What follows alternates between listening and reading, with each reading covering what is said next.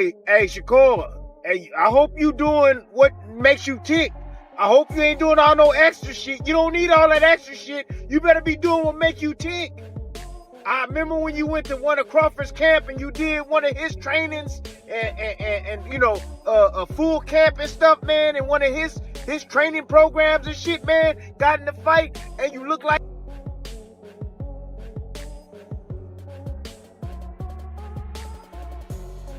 Timothy Bradley is sounding the alarm, and he is leaving no doubt that Shakur Stevenson is walking into a disaster. He has publicly exposed a dangerous habit in Shakur's camp that is shockingly reckless for a fighter at this level, with a dangerous puncher like Teofimo Lopez waiting to take his head off. This isn't just a simple mistake. It's a career-threatening gamble, and Bradley is making it clear if Shakur doesn't fix this now, he might be handing Teofimo the victory before the first bell even rings. And everything, did that help you prepare for big fights like this? Definitely. I've been training since February. Absolutely. All right. Can I ask you something? What's up, yeah? You want to sign a contract to fight my little brother?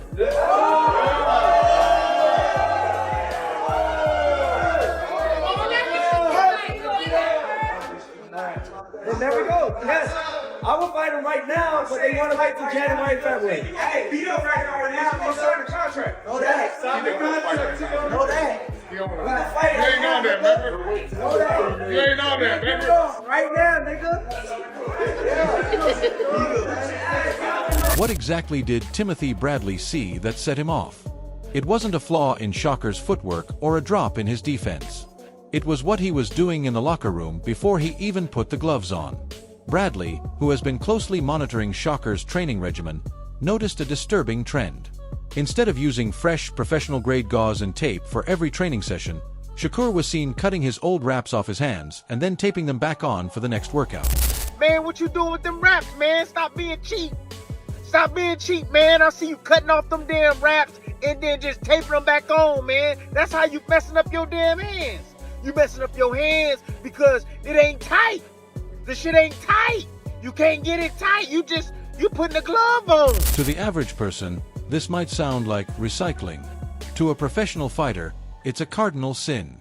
Bradley didn't hold back, calling out Shakur for being cheap despite getting paid gravy. The problem here is simple physics. When you reuse old wraps, they lose their elasticity and structure. You can't get them tight enough to compress the metacarpals, those tiny, fragile bones in your hand that take the impact of every punch. By taping old, loose wraps back onto his hands, Shakur is essentially hitting the heavy bag with compromised protection. Bradley's frustration was palpable. He argued that with the kind of money Shakur is generating, there is zero excuse not to fly in a master professional hand wrapper every single day. We are talking about an elite athlete treating his hands, the tools of his trade, with the same care a casual gym-goer gives a rented towel. It's a baffling decision that screams a lack of professional discipline in a camp that needs to be flawless. That shit ain't tight. You should be getting your hands wrapped by a master professional hand wrapper every single day, bruh. You getting paid gravy. You getting paid gravy, dude. If you can't fly a dude out, that's great with the damn hand wraps, man. That's what you need. If you got hand problems, bruh, and you need to keep your hands healthy, you need to hire somebody, man. All that damn money you making, bruh, hire somebody. Shit, tape it on some old-ass wraps. What's going on? Come on. What we in elementary school? Come on, dog. Them hands need to be wrapped.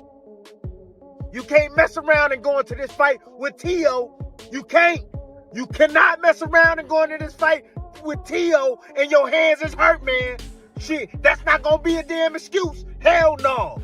This is a dude, man, Teofimo Lopez, bro. He been going at us. Yeah. And when I say at us, yeah, straight to our face, saying monkeys and bananas and all this shit.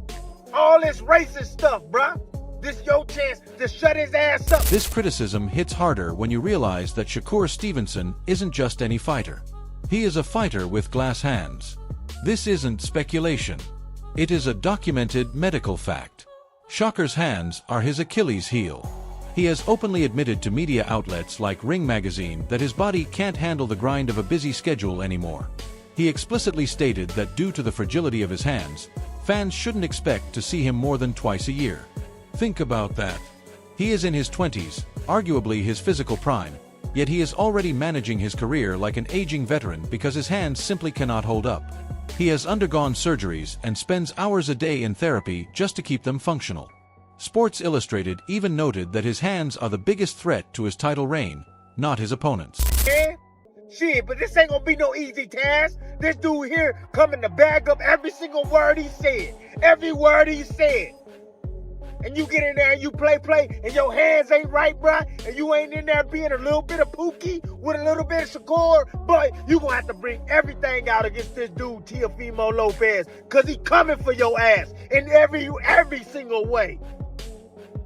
Every damn way, Shakur, I'm telling you. He gonna box your ass a little bit, he gonna pressure you, he gonna change speeds on your ass. I'm telling you, man, this dude is coming for your ass. You better be ready, but you don't need to be doing all that extra shit if it's gonna weaken you, if you ain't gonna be at your full potential, man.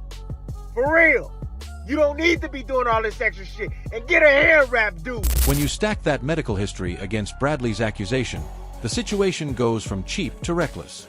If you know your hands are prone to breaking, and you know you need surgery and therapy just to make it to the ring, why would you compromise on the one piece of equipment designed to save them?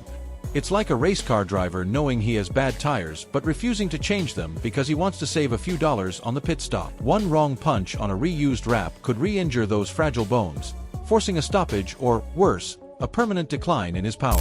You know, people think the fight with Teo is either going to be you delivering a masterclass or a knockout by Teo. Yeah, or you getting into some type of brawl with Teo and end up getting knocked out, right? What are fans getting wrong about the matchup? I think the fans is getting wrong about the matchup is where I'm not sleeping on that I know about Teo. Teo's a good boxer. Mm-hmm. He's boxer first. So we could say, oh, he's just going to knock you out. He's just going to... That's not him. He's boxing first. He's going to want to establish distance and range on the outside and try to beat me up on the outside. So I think that's the main thing. And also the biggest thing that everybody don't realize with me, I could punch. Mm-hmm. Everybody say, oh, he can't punch, and then boom, crack somebody, and then they laying down, or something may happen to where they hurt or something like that. So I think that's two big things where they don't understand them. Bradley's warning didn't stop at the hand wraps. He also pointed out a disturbing pattern in Shakur's preparation, the tendency to stray from what works. He brought up a specific example that should haunt Shakur's camp, the fight against Edwin de los Santos. In the lead-up to that bout, Shakur decided to switch things up. He went to train with Terence Crawford, arguably the pound-for-pound king, and tried to adopt Crawford's grueling training regimen. On paper, training with the best sounds like a smart move. In reality, it was a disaster. Bradley noted that Shakur looked like hell in that fight. He was sluggish, hesitant, and completely out of character. Why? Because he was overtrained. He shocked his body with a new routine that his muscles and nervous system weren't adapted to.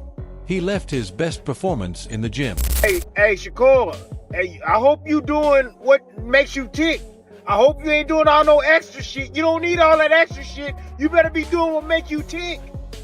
I remember when you went to one of Crawford's camp and you did one of his trainings and you know, a full camp and stuff, man, and one of his training programs and shit, man, got in the fight and you look like shit, man.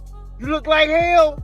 That was that Nakathila fight, man. You were like, man, I done stuff I ain't never done before. All this stuff, man.